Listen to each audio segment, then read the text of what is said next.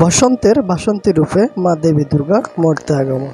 তাই প্রত্যেক বছরের ন্যায় এবছরও শ্রী শ্রী বৈরাগী ঠাকুর আশ্রমে বাসন্তী পূজা নানা মাঙ্গলিক অনুষ্ঠানের মধ্য দিয়ে অনুষ্ঠিত হয়।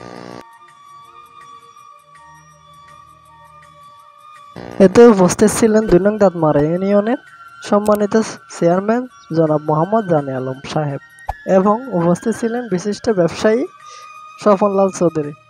এতে আরও উপস্থিত থাকেন চন্দন কর্মকার, লিটন নাথ, মানিক নম এবং আরও অনেকেই। ২ নং দাঁতমারা ইউনিয়নের সম্মানিত চেয়ারম্যান এই মন্দিরের জন্য ৬টি ফ্যান দেওয়ার প্রতিশ্রুতি রাখেন এবং স্বপনলাল চৌধুরী ৬টি ফ্যান দেওয়ার প্রতিশ্রুতি রাখেন। আমি মিটন আমাকে জিজ্ঞাসা করছিলাম এখানে আরো যা ফ্যান পেয়েছেন আপনারা ৬টা ফ্যান লাগবে। ৬টা ফ্যান যদি ইচ্ছে করেন আপনারা আজকে রাত্রে নিয়ে আসতে পারেন তোমার কালকে সকালে। আমার প্রার্থনা করছি যারা আসবেন তারা আমি আজকে আসি দেখলাম এখানে খুবই ফ্যানের সংকেত আছে, অনেক গরম।